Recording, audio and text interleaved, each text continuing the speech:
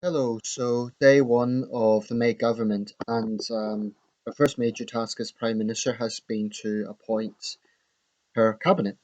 So, there was already some big names coming through last night, which wasn't too surprising. Perhaps the biggest, most newsworthy name that came through was Boris Johnson, who is our new Foreign Secretary. This is not a position I expected him to get. I knew he would be in some sort of big role, but I just couldn't. Johnson is one of those people, he's hard to picture in any particular role. He's a larger than life character. But there we have it, Boris Johnson as Foreign Secretary. There will be those who have conspiracy theories about Brexit. Boris Johnson was obviously one of the leading Brexit campaigners. It could be, my own theory is it's May's way of kind of getting him out of the way if he's around, gallivanting around the world, then she doesn't have to deal with him so much in Britain. That's kind of a light-hearted theory that I have about it. Um, I think it's probably a good appointment in some ways. Boris Johnson is known around the world. I've got Chinese friends who even know his first name, Boris, and they know immediately who I'm talking about. That might be better in terms of sort of giving our weight, making us, helping us to be a world player post Brexit, as opposed to a foreign secretary who would be unknown. Philip Hammond has taken over at the Chancellery. Initially, I wasn't sure why there was speculation on that because it didn't seem like a natural progression from Foreign Secretary to the Treasury because they're two very different roles. Um, but apparently, he has Treasury experience. He's certainly one of the big names in the Tory party, but he's a bit of a let's say, safe pair of hands. He's not particularly exciting. He's certainly got a huge job ahead of him. It's not a position I would envy. If someone was to say to me, Nathan, pick the hardest job in government, I would be tempted to say Chancellor, even ahead of Prime Minister, because the money man or woman really does have a job in their hands. Initially, I thought she may have put Andrea Leadsom into that role to sort of send out an olive branch, and especially with Andrea Leadsom's economic background, that would have been historic as Leadsom would have become the first woman chancellor. But Hammond in the Treasury, that seems like a safe enough choice. He's certainly got his work cut out. Home Secretary. So this is, of course, a position Theresa May herself was in for 6 years. She had been the longest serving Home Secretary since Ed. I don't know how the guy's name was pronounced. EDE about 100 years ago. So, she certainly made a mark on the Home Office. So she has appointed Amber Rudd. Amber Rudd, as I understand it, was Energy Secretary before this. So it's certainly a big promotion.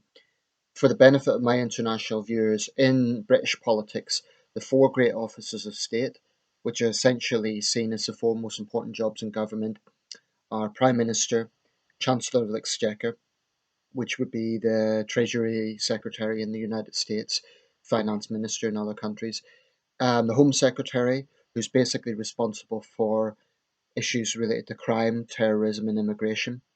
Very big department. And Foreign Secretary, who is, of course, the face of Britain abroad. That is, for the benefit of my American viewers, the equivalent of Secretary of State.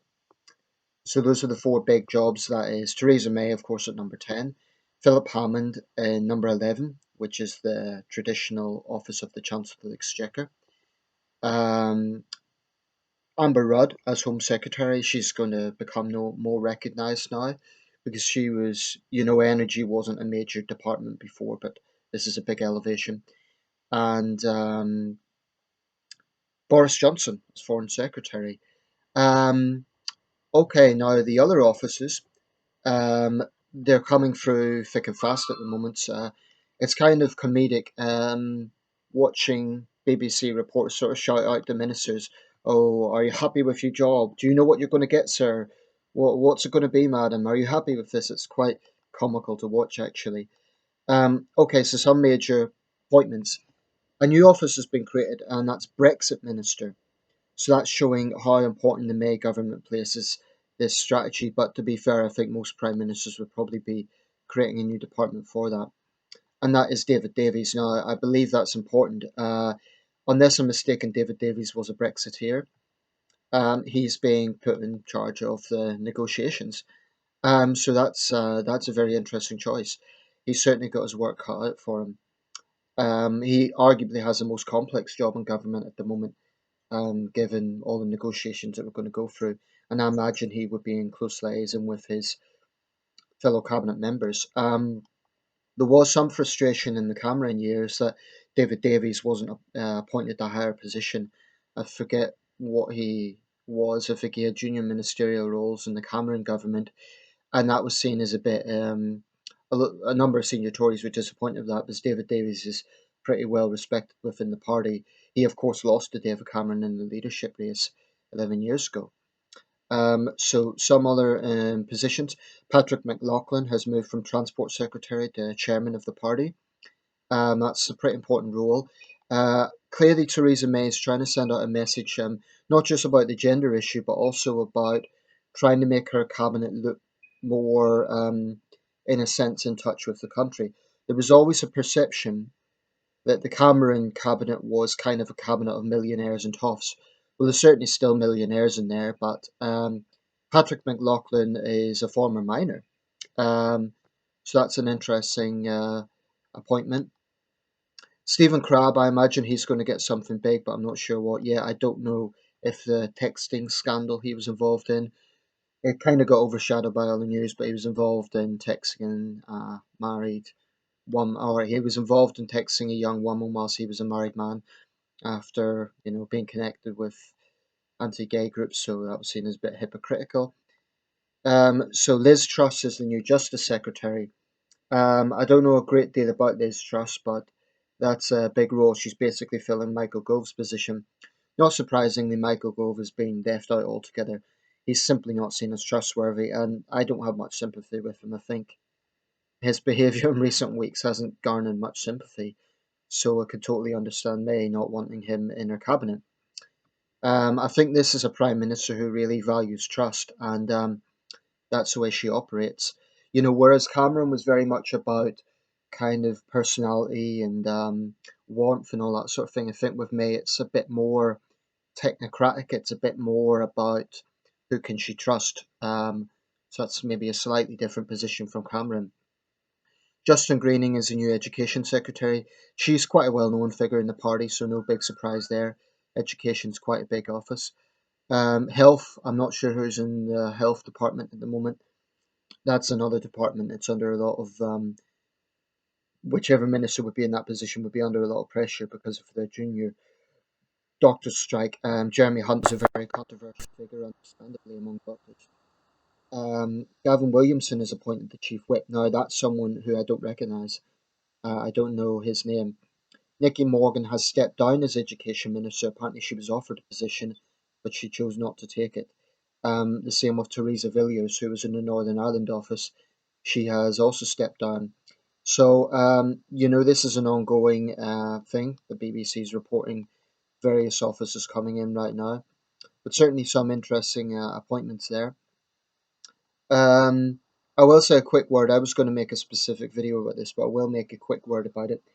The BBC and other networks have been really, really, really going into overdrive about the whole speculation about women in cabinet.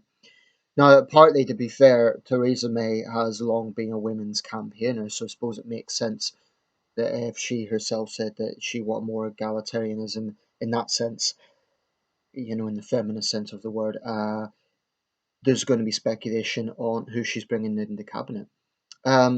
So far, it seems to be quite balanced, men and women. So I think, if Theresa May is a practical prime minister, she's going to look at who's best for the job, and that should be the way it is. It shouldn't be.